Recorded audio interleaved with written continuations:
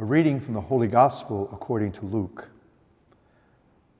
That very day, the first day of the week, 2 of Jesus' disciples were going to a village 7 miles from Jerusalem called Emmaus, and they were conversing about all the things that had occurred.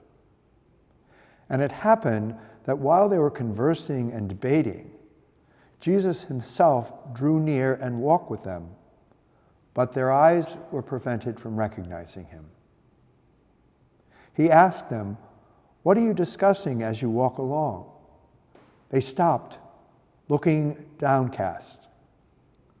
One of them, named Cleopas, said to him in reply, "Are you the only visitor to Jerusalem who does not know the things that have taken place these last 3 days?"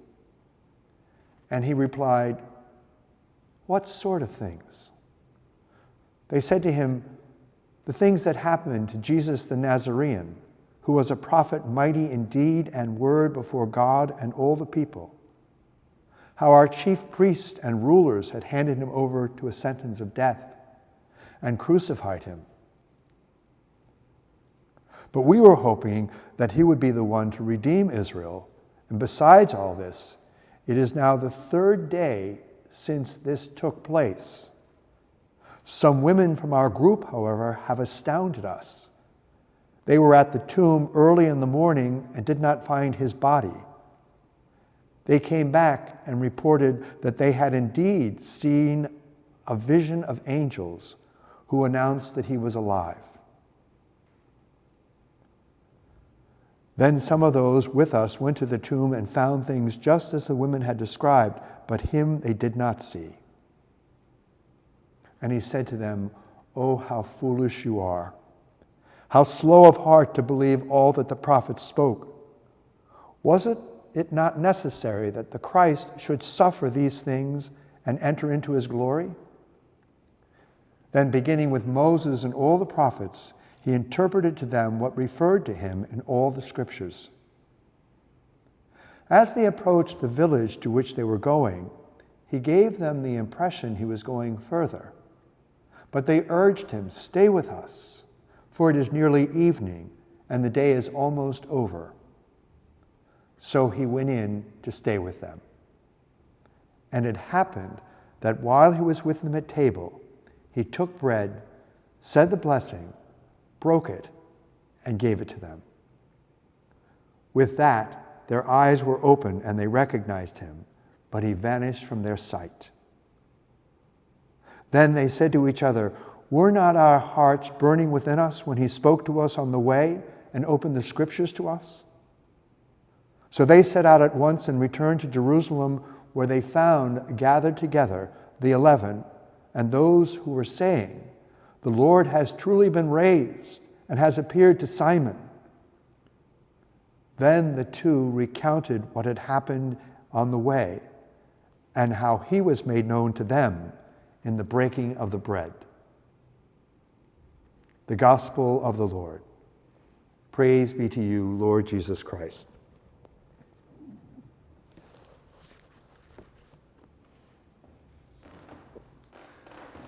Growing up, there were 2 images that followed my family from house to house.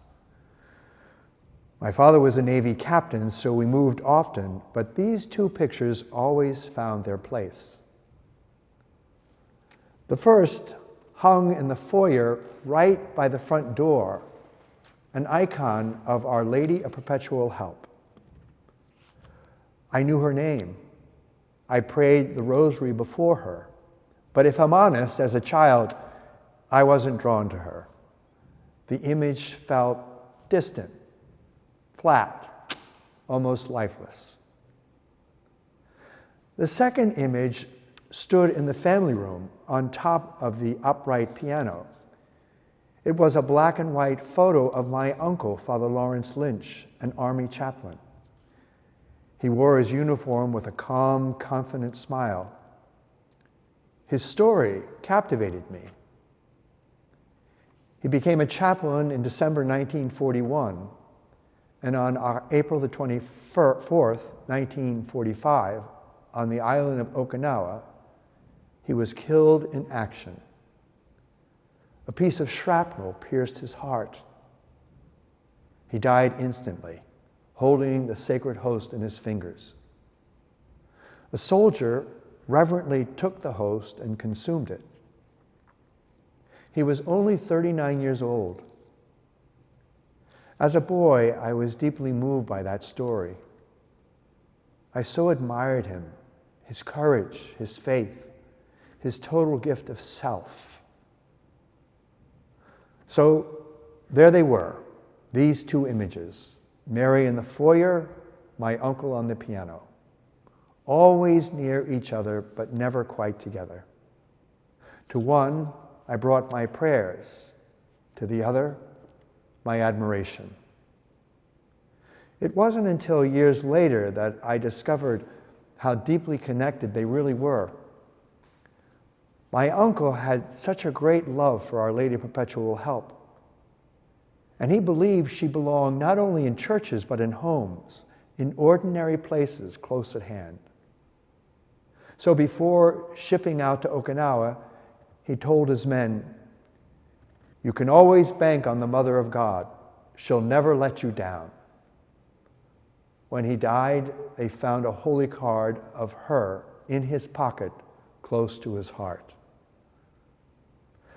The icon in our home was his gift to my mother on her wedding day, just before he went off to war. Years passed. When I was 13, my family moved to Annapolis, and that first Sunday, we walked into our new parish run by the Redemptorist, and there above a side altar was the same image, Our Lady of Perpetual Help. And for the first time, I felt drawn to her. In a new place, feeling like a stranger, that familiar household image welcomed me. And so I began to visit her shrine, and slowly my devotion grew. I found myself speaking to her simply like a child to his mother. My uncle had been right. There was a warmth, a closeness that drew the heart. Then one day a Redemptorist priest visited my CCD class and spoke about vocation. Something stirred in me, and a month later, 2 priests came to my home. And on that day, I learned something that changed everything. I learned that the icon of Our Mother, Lady of Perpetual Help had been entrusted to the Redemptorist. And I learned that my uncle, Father Lawrence Lynch, was a Redemptorist priest. I had never known that. All my life, I had seen him simply as a chaplain, a hero, a priest. But now I understood. Those 2 images had quietly accompanied my life and were not separate at all. They were united. One had been forming my heart in prayer. The other had been awakening in me a desire to serve. And together, without my realizing it, they were leading me to a moment of decision. Looking back, I see how gently God works, not with noise or force, but quietly and patiently, through images, memories, the witness of others. Today, those 2 images hang side by side in my office. And when I look at my uncle, I still hear his words. You can always bank on the Mother of God. She'll never let you down. And whenever I turn to Mary, I can almost hear her say, "He's right, you know."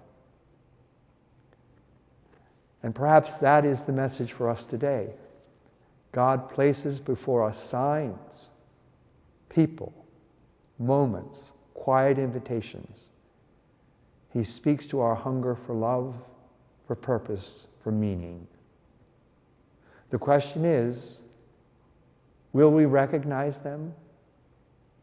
And when that moment comes, will we say yes?